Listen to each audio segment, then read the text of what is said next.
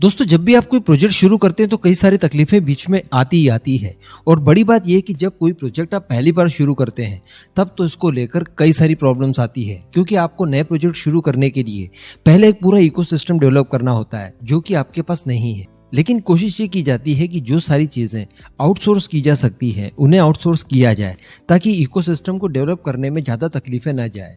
मैं बात करने जा रहा हूँ आज आईएनएस विक्रांत को बनाने में किस तरह के चैलेंजेस भारत को आए और भारत ने इनसे किस तरह से निपटा और ये भारत के लिए कितना ज़्यादा महत्वपूर्ण साबित हुआ। आज आप लोग इस वीडियो में स्पेशली जानने वाले हैं भारत के वैज्ञानिकों का एक्चुअली पोटेंशियल क्या है, वो किस तरह का काम कर सकते हैं और किस तरह से पूरी दुनिया से वो भिन्न है। आज आपको इस वीडियो में जानने के लिए मिलेगा। वीडियो बड़ी इंटरेस्टिंग होगी, रशिया का भी जिक्र करेंगे स्पेशली। आप बस वीडियो को एकदम एंड तक देखते हुए चैनल को सब्सक्राइब जरूर कर दीजिएगा। तो दोस्तों, ये सारी बातें जो मैं आपको बताने जा रहा हूँ ये एक इंटरव्यू के दौरान जो कोचिन शिपयार्ड लिमिटेड के सीएमडी हैं मधु एस नायर जी, उन्होंने सारी बातें कही है। उन्हीं के आधार पर और उन्हीं की रेफरेंस पर ये वीडियो आपको मिलने वाली है। तो दरअसल उन्होंने इंटरव्यू के दौरान कहा कि जो आईएनएस विक्रांत हमने बनाया, जो कि एक मध्यम कैटेगरी का एयरक्राफ्ट कैरियर है, इसे बनाने में कुल 13 सालों का समय हमें लगा, जो कि बाकी दुनिया के देशों के लगभग बराबर ही है। उदाहरण के तौर पर उन्होंने यूके का उदाहरण दिया। तो यूके ने भी अपना पहला एयरक्राफ्ट कैरियर, जब उसके पास ये सारा इकोसिस्टम नहीं था, तब उसने जब बनाना शुरू किया तो उसे भी लगभग 10 साल का समय लगा। लेकिन बड़ी बात यहाँ पर यह थी कि भारत को इसे बनाने में केवल 20,000 करोड़ का खर्च आया, जबकि अगर बात की जाए यूके की तो यूके ने इससे 2 गुना खर्चा था। तो कहने का मतलब भारत के वैज्ञानिक, आप एयरक्राफ्ट कैरियर ले लीजिए या फिर किसी स्पेस मिशन को ले लीजिए या फिर कोविड वैक्सीन को ले लीजिए, हर चीज़ को बनाने के लिए, उसे डेवलप करने के लिए कम से कम पैसा खर्च करते हैं। और ये बहुत बड़ी बात है। ये सारी चीज़ें जो भी अभी मैंने आपको गिनाई, ये दुनिया भर के कंपैरिजन में सबसे कम थी। कोविड वैक्सीन भी हमने दुनिया में सबसे सस्ती दरों पर डेवलप की। हमने मंगल मिशन जब बनाया था तो वो एक हॉलीवुड की मूवी से भी कम बजट में बन गई थी। दूसरी बात, ये जो आईएनएस विक्रांत है, इससे 2 गुना खर्च किया था ग्रेट ब्रिटेन ने किसी जमाने में। तो उसकी तुलना में हमने काफ़ी कम पैसा खर्च करके लगभग उतने ही समय में इसे तैयार कर लिया। लेकिन फिर भी इसके साथ कई सारे चैलेंजेस लगे रहे। जैसे इसे बनाने में 13 साल तो लगे, लेकिन इस 13 साल में 2 साल आप कोविड को ले लीजिए। जब कोविड-19 बहुत बड़े स्तर पर फैला, खासकर भारत में इसका बहुत इम्पैक्ट पड़ा। और न केवल आईएनएस विक्रांत बल्कि कई सारे प्रोजेक्ट हमारे डिले हुए और दुनिया भर के प्रोजेक्ट डिले हुए जो लोग स्टार्ट किए थे।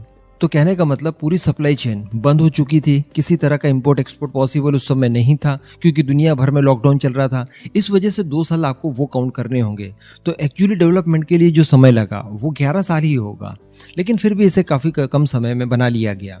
इसके साथ साथ एक चैलेंज आया था रशिया की तरफ से। दरअसल हमने पहले जब इसकी शुरुआत की, जब आईएनएस विक्रांत को हमने प्रोजेक्ट किया या ये जब कॉन्सेप्ट था, उस समय जब इसको बनाने के लिए स्टील की ज़रूरत पड़ने वाली थी, तो वो स्टील के लिए हम लोग पूरी तरह से निर्भर होने वाले थे रशिया के ऊपर। तो रशिया से हमने बात की इसके स्टील को लेकर, लेकिन दोस्तों बड़ा दुख होगा जानकर कि रशिया ने ये स्टील देने से इनकार कर दिया, इसे ब्लॉक कर दिया। अब वो ब्लॉक क्यों किया गया, इसके पीछे का रीज़न अभी तक नहीं बताया गया, लेकिन ये बात है कि उसने ब्लॉक कर दिया था। अब ऐसी परिस्थिति में भारत के पास एक ही ऑप्शन बचता था कि इस तरह का स्टील खुद के बूते डेवलप किया जाए। और फाइनली डीआरडीओ ने इसे डेवलप करना शुरू किया और पूरे 2 साल की मेहनत के बाद इसे डेवलप कर लिया गया। दरअसल डीआरडीओ की ही एक लैब डीएमआरएल यानी डिफेंस मेट्रोलॉजिकल रिसर्च लेबोरेटरी, इन्होंने 2 साल के प्रयास के बाद इस स्टील को डेवलप कर लिया। बड़ी बात यह थी कि ये स्टील रशिया से जो स्टील हम लोग मंगवाने वाले थे उससे 4 से लेकर 8 गुना तक सस्ता था। और इसके अलावा जो सबसे बड़ी बात रही वो ये कि आने वाले समय में हम लोग जितने भी प्रोजेक्ट स्टार्ट करेंगे जिसमें इस तरह का स्टील उपयोग किया जाएगा, वो अब हमें कहीं बाहर से लेने की जरूरत नहीं पड़ेगी और हर प्रोजेक्ट में 4 से लेकर 8 गुना तक पैसा बचता रहेगा।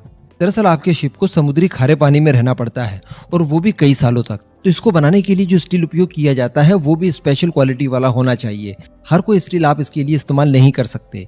तो इसके लिए जो स्टील बनाया गया उसकी जो स्ट्रेंथ है वो है 249 है, और अगर इसे यील्ड स्ट्रेंथ में देखा जाए तो 400 MPa है।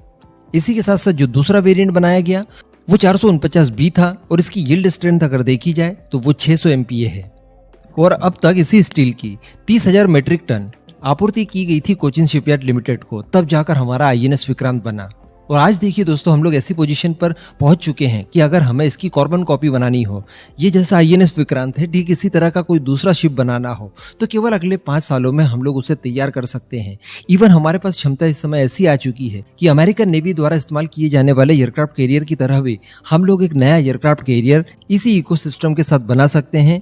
इतने हम लोग कैपेबल हो चुके हैं और उसे बनाने में भी कोई ज्यादा समय नहीं लगेगा, बल्कि 7 से लेकर 10 सालों में हम उसे तैयार कर सकते हैं, जिसकी क्षमता कम से कम 70,000 टन तक हो सकती है। इसके लिए प्रॉपर व्यवस्थाएं हमारे पास है, ड्राई डक है, स्टील है और बाकी की सारी टेक्नोलॉजीज है। केवल एक इंजन बाकी है जो कि बहुत जल्द हमारा खुद का ही होगा। हम लोग इसके लिए रशिया से बात कर रहे हैं और जल्दी ही भारत और रशिया मिलकर इस तरह के गैस टरबाइन इंजन शायद भारत में ही डेवलप कर लिए। अब इस पूरे मुद्दे पर दोस्तों आपका क्या मानना है, नीचे कमेंट करके जरूर बताइएगा।